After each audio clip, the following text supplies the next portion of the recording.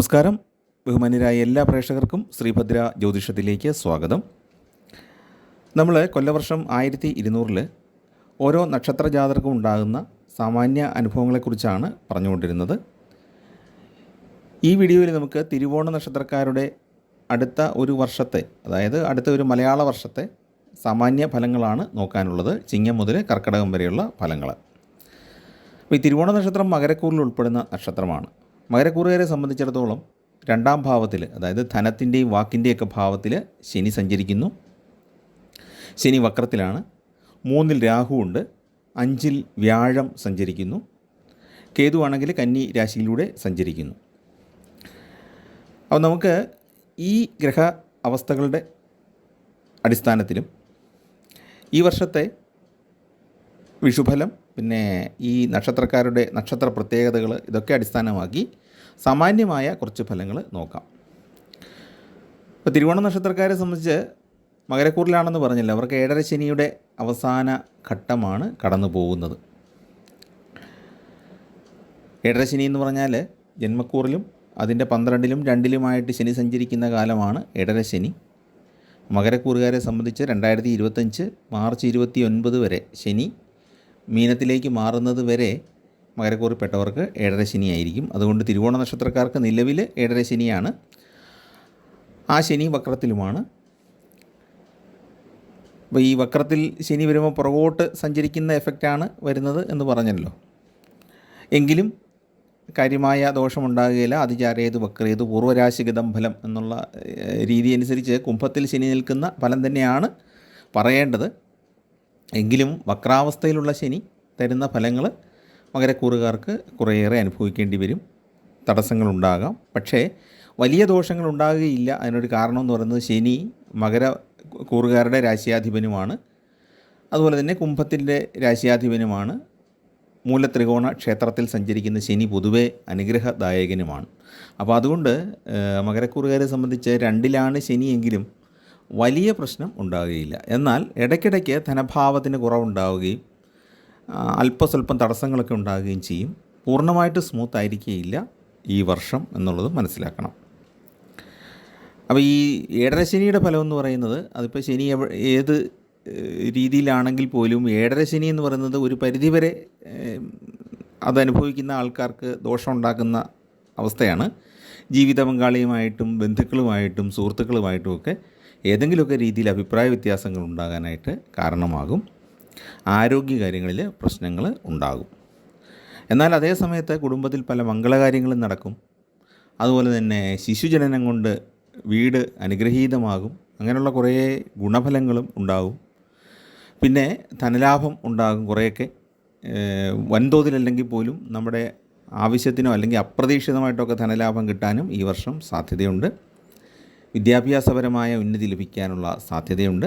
പിന്നെ വിവാഹം ആലോചിക്കുന്നവർക്ക് വിവാഹം നടക്കാനായിട്ട് ഈ വർഷം സാധ്യതയുണ്ട്. അപ്പോൾ ഈ ഗുണങ്ങൾ തന്നെയാണ് കൂടുതൽ, ശരിക്കും പറഞ്ഞാൽ ഗുണങ്ങൾ തന്നെയാണ് അധികരിച്ച് നിൽക്കുന്നത്. പക്ഷേ ഇടയ്ക്കിടയ്ക്ക് തടസ്സങ്ങളും കുറച്ച് ദോഷഫലങ്ങളും ഉണ്ടാകും. അപ്പോൾ അത് നമുക്ക് ഇത്രയുമാണ് നമുക്ക് പൊതുവായിട്ട് നോക്കുമ്പോൾ പറയാനുള്ളത്. പിന്നെ ഗ്രഹങ്ങളുടെ ഈ വർഷത്തെ മാറ്റം എന്ന് പറഞ്ഞാൽ 2025 മാർച്ച് 29 ആകുമ്പം ശനി മീനൻ രാശിയിലേക്ക് ട്രാൻസിറ്റ് ചെയ്യും. അപ്പോൾ 7.5 ശനി അവസാനിക്കും. പിന്നെ വ്യാഴം 2025 മെയ് മാസത്തിൽ ഇടവത്തിൽ നിന്ന് മിഥുനത്തിലേക്ക് ട്രാൻസിറ്റ് ചെയ്യും. അപ്പോൾ ആ സമയം ഒരല്പം ദോഷകരമായിരിക്കും. കാരണം എന്താണ്, 6-ലാണ് വ്യാഴം വരുന്നത്. 6-ൽ വ്യാഴം എന്ന് പറയുന്നത് ബുദ്ധിമുട്ട് പിടിച്ച ഒരവസ്ഥയാണ്. ദൈവാധീനം വളരെ കുറയുന്ന അവസ്ഥയാണ്. അതായത് അടുത്ത വർഷം വിഷുവൊക്കെ കഴിഞ്ഞിട്ടുള്ള കാലം, ആ സമയത്ത് കുറച്ച് ബുദ്ധിമുട്ടുകൾ, ശത്രുദോഷം ഒക്കെ അനുഭവപ്പെടും. ദൈവാധീനക്കുറവ് തോന്നും. പിന്നെ രാഹു ആണെങ്കിൽ ഈ 2025 മെയ് മാസത്തിൽ ഇവരുടെ 2-ാം ഭാവത്തിലേക്ക്, അതായത് ധനത്തിൻ്റെ ഭാവത്തിലേക്ക് വരും. അപ്പോൾ അത് അത്ര നല്ലതല്ല. നിലവിൽ രാഹുവിനെ കൊണ്ട് വലിയ ദോഷമില്ല. 3-ലാണ് രാഹു സഞ്ചരിക്കുന്നത്. അപ്പോൾ രാഹു ധനഭാവത്തിലേക്ക് വന്നാൽ ചില കാര്യങ്ങളിൽ, അതായത് പെട്ടെന്ന് ധനമുണ്ടാക്കുന്ന ചില കാര്യങ്ങളൊക്കെ ഇടപെടുന്നവർക്ക് ധനലാഭം ഉണ്ടായേക്കാം. പക്ഷേ ഈ രാഹുവും ശനിയും തരുന്ന ധനം അത്ര സ്ഥിരതയുള്ളതല്ല. ശനി വളരെ അനുകൂലമായിട്ട് നിൽക്കുന്ന സന്ദർഭങ്ങളിൽ ഒരുപാട് ഭൂമി ലാഭവും കൃഷി ലാഭവും ഒക്കെ തരും. പക്ഷേ പിന്നെ രാഹു അങ്ങനെയല്ല. രാഹു തരുന്ന ധനം എന്ന് പറയുന്നത് അത്ര ദീർഘകാലം നിലനിൽക്കുന്ന ഒരു ധനം ആയിരിക്കുകയില്ല. പിന്നെ വളരെ അനുകൂലമായ ചില ഭാവങ്ങളിലൊക്കെ വരുമ്പം 11 രാഹു പോലുള്ള ചില വളരെ അനുകൂലമായ ഭാവങ്ങളിൽ വരുമ്പോൾ മാത്രമാണ് രാഹു നൽകുന്ന ധനം കുറേ ദീർഘകാലത്തേക്ക് നിലനിൽക്കുന്നത്. അപ്പോൾ നമുക്ക് ഒരുപാട് ദീർഘിപ്പിക്കുന്നില്ല. അതുപോലെ തന്നെ രാഹു കുംഭത്തിലേക്ക് മാറുമ്പോൾ കേതു കന്നിയിൽ നിന്ന് ചിങ്ങത്തിലേക്കും മാറുന്നു. അപ്പോൾ ആ ഒരു ഗ്രഹാവസ്ഥ നമ്മൾ മനസ്സിലാക്കണം. ഇനി നമുക്ക് പൊതുവായ ഫലങ്ങളെപ്പറ്റി നോക്കാം. ജീവിതത്തിലെ വഴിത്തിരിവുകളുണ്ടാകുന്ന പല അവസരങ്ങളും ഈ വർഷം വന്നു ചേരുന്നതാണ്. എന്ന് പറഞ്ഞാൽ ഇതുവരെ അനുവർത്തിച്ചിരുന്ന ജീവിതത്തിൽ നിന്ന് മാറി മറ്റൊരു ലൈഫ് സ്റ്റൈല് അനുവർത്തിക്കാൻ സാധ്യതയുള്ളൊരു വർഷമാണ്. വർഷം ആദ്യം തന്നെ ശിശുജനനം കൊണ്ട് വീട്ടിൽ ഒരു സന്തോഷകരമായ അന്തരീക്ഷം ഉണ്ടാകാനായിട്ട് സാധ്യതയുണ്ട്. പിന്നെ കുടുംബാംഗങ്ങൾ ഒന്നിച്ച് ഈ വർഷം ഉല്ലാസയാത്രകളൊക്കെ പോകാനായിട്ട് സാധിക്കും. എന്നാൽ അതേ സമയത്ത് തന്നെ ചില അഭിപ്രായ വ്യത്യാസങ്ങളും തർക്കങ്ങളും ഉണ്ടാകാനുള്ള സാധ്യതയും ഉണ്ട്. പൊതുവേ വർഷം ആദ്യം വരവും ചിലവും തുല്യമായിട്ടായിരിക്കും പോകുന്നത്. പിന്നെ പുതിയ ജോലി അന്വേഷിക്കുന്നവർക്ക് ജോലി ലഭിക്കാനുള്ള സാധ്യതയുണ്ട്. വിവാഹ ഭാഗ്യം ഉണ്ടാകാനുള്ള സാധ്യതയും ഉണ്ട്. പിന്നെ തൊഴിലിൽ വിജയമുണ്ടാകും. സഹപ്രവർത്തകരുടെ സഹകരണമൊക്കെ ഉണ്ടാകാനുള്ള സാധ്യതയുണ്ട്. വിദേശയാത്രയ്ക്ക് ആഗ്രഹിച്ചിരിക്കുന്നവർക്ക് അതിനുള്ള യോഗവും ഉണ്ട്. ശനി വിദേശയാത്രയുടെ ഒരു കാരകനും കൂടിയാണ്. അതുകൊണ്ട് അതിനുള്ള ആനുകൂല്യവും ഈ വർഷം ലഭിക്കുന്നതാണ്. എന്നാൽ ധനപരമായിട്ട് ചില തടസ്സങ്ങൾ ഇടയ്ക്കിടയ്ക്ക് അനുഭവപ്പെട്ടേക്കാം. അനുബന്ധിച്ച് വർഷമധ്യമാകുമ്പോഴത്തേക്കും സുഹൃത്തുക്കളുമായിട്ട് അഭിപ്രായ വ്യത്യാസങ്ങൾ ഉടലെടുത്ത് തുടങ്ങും. പിന്നെ പലർക്കും നല്ല കാര്യങ്ങളൊക്കെ ഉപകാരങ്ങളൊക്കെ ചെയ്തു കൊടുത്താലും അവരത് അംഗീകരിക്കാത്ത, അല്ലെങ്കിൽ അവർ അതിനൊരു നന്ദി കാണിക്കാത്ത അവസ്ഥയും ബുദ്ധിമുട്ടുമൊക്കെ നമുക്ക് നേരിടേണ്ടി വരും. എന്നാൽ അതേ സമയത്ത് കലാരംഗത്ത് പ്രവർത്തിക്കുന്നവർക്ക് ഗുണകരമായ ഒരു സമയമായിരിക്കും വർഷമധ്യം. ധാരാളം പ്രോഗ്രാമുകളൊക്കെ കിട്ടാനുള്ള സാധ്യതയുണ്ട്. വിഷുവിനു ശേഷം വ്യാഴമൊക്കെ മാറിക്കഴിയുമ്പോഴത്തേക്കും അനാവശ്യ ചിലവുകൾ വർദ്ധിക്കുകയും കാര്യതടസ്സം ഉണ്ടാവുകയും ചെയ്യാനുള്ള സാധ്യതയുണ്ട്. യാത്രകൾ ബുദ്ധിമുട്ട് പിടിച്ചതായിരിക്കും. ഉറക്കക്കുറവ്, ഉത്കണ്ഠ തുടങ്ങിയ രോഗങ്ങളൊക്കെ അനുഭവപ്പെട്ടേക്കാം. പിന്നെ നിസ്സാരമായ കാര്യങ്ങൾക്കൊക്കെ നമുക്ക് മനപ്രയാസങ്ങൾ ഉണ്ടായേക്കാം, ആശങ്കകളുണ്ടാകും. സംസാരം മൂലം ദോഷാനുഭവങ്ങളുണ്ടാകും. ഈ രാഹു 2ലേക്ക് വരുന്ന കാലത്ത് വളരെ സൂക്ഷിക്കണം നമ്മുടെ സംസാരവും പ്രവൃത്തികളും. കാരണം നമ്മൾ നല്ലത് ഉദ്ദേശിച്ച് പ്രവർത്തിച്ചാലും അല്ലെങ്കിൽ നല്ല കാര്യങ്ങൾ പറഞ്ഞു കൊടുത്താലും കേൾക്കുന്നയാളിന് അത് മനസ്സിലാകണമെന്നില്ല, ആ രീതിയിൽ മനസ്സിലാകണമെന്നില്ല. നമ്മൾ ചിലപ്പോൾ നമ്മുടെ മക്കളോടോ ബന്ധുക്കളോടോ ഒക്കെ അവർക്ക് നന്മ വരാനുള്ള കാര്യങ്ങളായിരിക്കും പറഞ്ഞു കൊടുക്കുന്നത്. പക്ഷേ അവർ അത് മറ്റൊരു രീതിയിലായിരിക്കും മനസ്സിലാക്കുന്നത്. രാഹുവിൻ്റെ ഒരു വലിയ പ്രത്യേകത അതാണ്. വാക്കിൻ്റെ സ്ഥാനത്ത് രാഹു വരുമ്പോൾ വളരെ സൂക്ഷിച്ച് സംസാരിക്കുക. അത്യാവശ്യത്തിന് മാത്രം ഉപദേശത്തിന് പോയാൽ മതി. ബാക്കിയൊക്കെ നമുക്ക് ദോഷമില്ലാത്ത കാര്യങ്ങളിലാണെങ്കിൽ അവരത് ചെയ്തോട്ടെ എന്ന് വെക്കുന്നതാണ് നല്ലത്. പിന്നെ അവർക്ക് വലിയ ദോഷം വരും എന്നുണ്ടെങ്കിൽ മാത്രം ഇടപെട്ട് പറഞ്ഞു കൊടുത്താൽ മതി. നമ്മൾ പതിവ് പോലെ ഒരു പേരൻറ്റിങ് നടത്തിയാൽ, അതായത് നമ്മൾ കയറി അവരുടെ കാര്യങ്ങളിൽ, മക്കളുടെ കാര്യത്തിലാണെങ്കിലും മറ്റ് ബന്ധുക്കളായ കുട്ടികളുടെ കാര്യത്തിലൊക്കെ ആണെങ്കിലും കയറി ഇടപെടുമ്പോൾ ഒരു ശ്രദ്ധ വേണം എന്നാണ് പറഞ്ഞതിൻ്റെ അർത്ഥം.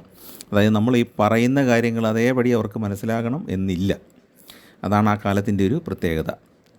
പിന്നെ വർഷാവസാനം ആകുമ്പോഴത്തേക്കും വലിയ ബുദ്ധിമുട്ടില്ലാത്ത രീതിയിൽ കാര്യങ്ങൾ പോകും. എന്നാൽ അതേ സമയത്ത് ഭൂമി വിൽക്കാനൊക്കെയുള്ള സാധ്യതയുണ്ട്.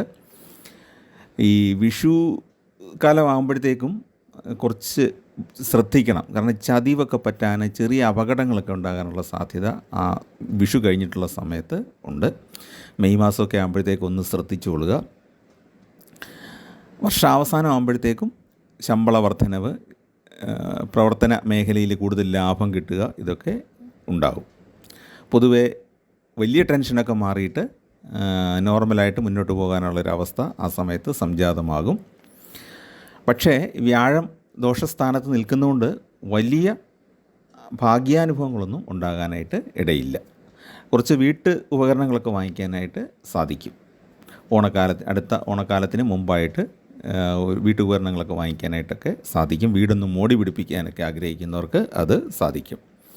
ഈ വ്യാഴ മാറ്റത്തിൻ്റെ സമയത്ത്, അതായത് പിന്നെ വ്യാഴം 2025 മെയ് മാസം പകുതിയോടുകൂടി ഒന്ന് സൂക്ഷിക്കണം.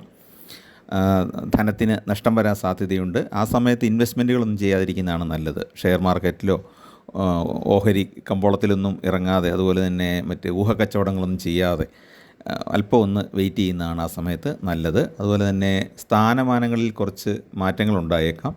നമുക്ക് സ്ഥാനനഷ്ടമോ അല്ലെങ്കിൽ ഒരു ട്രാൻസ്ഫറോ ഒക്കെ പ്രതീക്ഷിക്കാം. ഭാര്യയ്ക്ക് അല്ലെങ്കിൽ ജീവിത പങ്കാളിക്ക് രോഗദുരിതങ്ങൾ ഉണ്ടായേക്കാം. പിന്നെ ശനി മാറ്റം ഉണ്ടാകുന്ന സമയത്ത് കുറച്ച് ഗുണകരമായ കാര്യമാണ് ഉണ്ടാകുന്നത്. നേരത്തെ പറഞ്ഞല്ലോ, ശനി മാറിക്കഴിഞ്ഞിട്ട് വ്യാഴമാറ്റം വരുന്നതിനിടയ്ക്കുള്ള 1-2 മാസങ്ങളുണ്ട്. ആ സമയത്ത് സാമാന്യം വളരെ ഗുണകരമായ അനുഭവങ്ങളായിരിക്കും ഉണ്ടാകുന്നത്. സന്താനഭാഗ്യവും തൊഴിൽ വിജയവും ഒക്കെ ആ സമയത്ത് സിദ്ധിക്കുന്നതാണ്. പുതിയ പല സാധ്യതകളും ആ സമയത്ത് ഉയർന്നു വരുന്നതാണ്. ആ സമയം നന്നായിട്ട് പ്രയോജനപ്പെടുത്തുക. ബിസിനസ്സുകാർ പ്രത്യേകിച്ച് സമ്പത്ത് വർദ്ധിക്കാൻ സാധ്യതയുള്ളൊരു സമയമാണ്. കാരണം എന്താണ്, ശനി 3ലേക്ക് വരും. മകരം, കുംഭം, മീനം. ശനി 3ലേക്ക് വരുമ്പം ധനലാഭം ഉണ്ടാകും. മാത്രമല്ല വ്യാഴത്തിൻ്റെ ക്ഷേത്രത്തിലാണ്. ശനിയും വ്യാഴവും സമഗ്രഹങ്ങളായതുകൊണ്ട് തന്നെ സമത്വമുള്ള ഗ്രഹങ്ങളായതുകൊണ്ട് ശനി ആ സമയത്ത് കുറേയേറെ ഗുണഫലങ്ങൾ നമുക്ക് നൽകും. 3ൽ ശനി വരുന്നു, വ്യാഴം 5ൽ നിൽക്കുന്നു. അങ്ങനെ ഒരു ഏകദേശം 1.5 മാസത്തോളം സമയം കിട്ടും. ആ സമയത്ത് നല്ല രീതിയിൽ പ്രവർത്തിക്കാനായിട്ട് സാധിക്കും. സമൂഹത്തിൽ സ്ഥാനം ഉയരുകയും സമൂഹത്തിൻ്റെ ബഹുമാനം നമുക്ക് ലഭിക്കുകയും ചെയ്യുന്ന ഒരു കാലഘട്ടമാണ്. രാഷ്ട്രീയ പ്രവർത്തകരൊക്കെ പ്രത്യേകിച്ച് ആ സമയം നന്നായിട്ട് വിനിയോഗിക്കുക. ജനപ്രീതി നന്നായിട്ട് കിട്ടുന്ന സമയമാണ്. പിന്നെ രാഹുമാറ്റത്തിൻ്റെ സമയവും ചെറിയ ബുദ്ധിമുട്ടുകളൊക്കെ ഉണ്ടാകാം. കൂട്ടുകാരുമായിട്ടുള്ള തർക്കമോ അല്ലെങ്കിൽ നമ്മൾ പറയുന്ന എന്തെങ്കിലും കാര്യം തെറ്റിദ്ധരിച്ചൊക്കെയുള്ള പ്രശ്നങ്ങളൊക്കെ ആ സമയത്ത് ഉടലെടുക്കാം. അപ്പോൾ ആ രാഹുമാറ്റം സംഭവിക്കുന്നത് മെയ് മാസത്തിലാണല്ലോ. അപ്പോൾ ആ മെയ് മാസത്തിൽ വാക്കുകളൊക്കെ ഒന്ന് സൂക്ഷിച്ച് ഉപയോഗിക്കുക എന്നുള്ളതാണ് ശ്രദ്ധിക്കേണ്ടത്. അപ്പോൾ ഇത് ആണ് നമുക്ക് പൊതുവായിട്ട് പറയാനുള്ള ഫലം. പിന്നെ നമുക്ക് പരിഹാര കാര്യങ്ങളിലേക്ക് നോക്കിയാൽ രാഹുർദശ, ശനിദശ, കേതുർദശ, ഈ 3 ദശകളിലാണ് നിങ്ങളുടെ ദശാകാലങ്ങളിപ്പോൾ മുന്നോട്ട് പോകുന്നതെങ്കിൽ അതിന് വഴിപാടുകൾ, പരിഹാരങ്ങൾ, പ്രാർത്ഥനകളൊക്കെ ചെയ്യുന്നത് ഏറ്റവും ഉചിതമാണ്. നവഗ്രഹങ്ങളിൽ ചന്ദ്രനെയും ശനിയെയും പ്രീതിപ്പെടുത്തുന്ന വഴിപാടുകളാണ് ചെയ്യേണ്ടത്. നവഗ്രഹ ക്ഷേത്രത്തിൽ ചന്ദ്രനും ശനിക്കും അർച്ചന ചെയ്യുന്നതാണ് ഏറ്റവും എളുപ്പമുള്ള വഴിപാട്. പിന്നെ തിങ്കളാഴ്ചകളിൽ വ്രതമെടുത്ത് ശിവക്ഷേത്രത്തിൽ ദർശനം നടത്തുന്നത് വളരെ നല്ലതാണ്. ശനിയാഴ്ചകളിൽ ശാസ്താവിന് വഴിപാടുകൾ ചെയ്യുക. ഇനി ക്ഷേത്രത്തിൽ പോകാൻ പറ്റാത്തവർ ശാസ്താവിൻ്റെ ചിത്രത്തിന് മുന്നിൽ എള്ള് തിരി തെളിയിക്കുന്നതും കുഴപ്പമില്ല, അത് ചെയ്യാവുന്നതാണ്. വീട്ടിൽ അതിനുള്ള ശുദ്ധ വൃത്തികളൊക്കെ ഉള്ള സ്ഥലത്താണ് നമ്മൾ പൂജകൾ ചെയ്യുന്നതെങ്കിൽ അവിടെ ഒരു എള്ളുതിരി തെളിയിച്ച് വെക്കുക. കഴിയുന്നവർ ക്ഷേത്രത്തിൽ തന്നെ പോയിട്ട് അവിടെ നീരാജനം സമർപ്പിക്കുന്നത് ഏറ്റവും നല്ലതാണ്. അല്ലെങ്കിൽ ഒരു എള്ളുതിരി തെളിയിക്കുക, അത് നല്ലതാണ്. നവഗ്രഹ ക്ഷേത്രത്തിൽ ശനിക്കും എള്ളുതിരി തെളിയിക്കുന്നത് നല്ലതാണ് ശനിയാഴ്ച ദിവസങ്ങളിൽ. പിന്നെ നീല വസ്ത്രം ദാനം ചെയ്യുക, നീല പട്ട് സമർപ്പിക്കുക, ഇതൊക്കെ നല്ലതാണ്. പിന്നെ ഹനുമാൻ ചാലീസ ചൊല്ലുന്നത് വളരെ നല്ലൊരു പരിഹാരമാണ് ദോഷങ്ങൾ മാറാനായിട്ട്. പിന്നെ തിരുവോണവും അതിൻ്റെ അനുജന്മ നക്ഷത്രങ്ങളായ അത്തം, രോഹിണി നക്ഷത്രങ്ങളിൽ ക്ഷേത്ര ദർശനം നടത്തുക, ആൽപ്രദക്ഷിണം ചെയ്യുക, ഇതൊക്കെ നല്ലതാണ്. തിരുവോണവും തിങ്കളാഴ്ചയും ഒരുമിച്ച് വരുന്ന ദിവസം ദുർഗാക്ഷേത്രത്തിൽ ദർശനം നടത്തി അർച്ചനകൾ സമർപ്പിക്കുക. അതുപോലെ തന്നെ അമാവാസി ദിവസങ്ങളിൽ ദേവീ പൂജ നടത്തുന്നത് നല്ലതാണ്. കുടുംബദേവത ആയിട്ട് ദേവി ഉണ്ടെങ്കിൽ അവിടെ തീർച്ചയായിട്ടും അമാവാസി ദിവസങ്ങളിൽ പോയി പ്രാർത്ഥനകൾ നടത്തുക, ക്ഷേത്ര ദർശനം നടത്തുക. അപ്പോൾ അത് വളരെ നല്ലതാണ്. സുബ്രഹ്മണ്യ ക്ഷേത്രത്തിൽ ദർശനം നടത്തുന്നതും വളരെ നല്ലതാണ്. പ്രത്യേകിച്ച് വിദ്യാർത്ഥികൾക്ക്, ഇപ്പം നല്ല കോഴ്സുകൾക്കൊക്കെ പഠിക്കുന്ന വിദ്യാർത്ഥികൾ ഈ വർഷം അവരുടെ പക്കപ്പിറന്നാളിനോ അല്ലെങ്കിൽ ഏതെങ്കിലും 5 ദിവസങ്ങളിൽ സുബ്രഹ്മണ്യ ക്ഷേത്ര ദർശനം നടത്തുക. 5ാമത്തെ തവണ പഞ്ചാമൃതം കൂടെ സമർപ്പിക്കുന്നത് ഏറ്റവും ഉചിതമാണ്. വിദ്യാഭ്യാസ രംഗത്ത് നമ്മൾ പ്രതീക്ഷിക്കുന്നതിലേറെ പുരോഗതി, അതുപോലെ തന്നെ പഠിച്ചുകൊണ്ടിരിക്കുമ്പോൾ തന്നെ ക്യാമ്പസ് സെലക്ഷൻ വഴി ജോലി കിട്ടാനുള്ള സാധ്യതയൊക്കെ വർദ്ധിക്കുന്നതാണ്. അപ്പോൾ അതൊന്ന് ചെയ്യുക. വലിയ ചിലവൊന്നുമില്ലല്ലോ ഒരു ക്ഷേത്ര ദർശനം നടത്തുന്നത്. അപ്പോൾ നിങ്ങളുടെ അടുത്തുള്ള മുരുകക്ഷേത്രത്തിൽ പോയി ദർശനം നടത്തുക. 5 എണ്ണം പൂർത്തിയാകുമ്പോൾ പഞ്ചാമൃതം സമർപ്പിക്കുക. അപ്പോൾ ഇതാണ് നമുക്ക് സാമാന്യമായിട്ട് ചെയ്യാനുള്ള പരിഹാരങ്ങൾ. അപ്പോൾ തിരുവോണ നക്ഷത്രക്കാർക്ക് ഈ വർഷം വളരെ ശോഭനമായിരിക്കട്ടെ എന്ന് പ്രത്യേകം പ്രാർത്ഥിക്കുന്നു. ചാനൽ ഇഷ്ടപ്പെട്ടെങ്കിൽ ദയവായിട്ടൊന്ന് സബ്സ്ക്രൈബ് ചെയ്യുകയും നിങ്ങളുടെ സുഹൃത്തുക്കൾക്കും പരിചയക്കാർക്കൊക്കെ ഒന്ന് ഷെയർ ചെയ്ത് കൊടുക്കാനും അപേക്ഷിക്കുന്നു. എല്ലാവർക്കും നന്മയുണ്ടാകാൻ പ്രാർത്ഥിക്കുന്നു. ഈ ഓണക്കാലം നിങ്ങൾക്കെല്ലാം സമൃദ്ധി നൽകട്ടെ എന്ന് പ്രാർത്ഥിക്കുന്നു. നമസ്കാരം.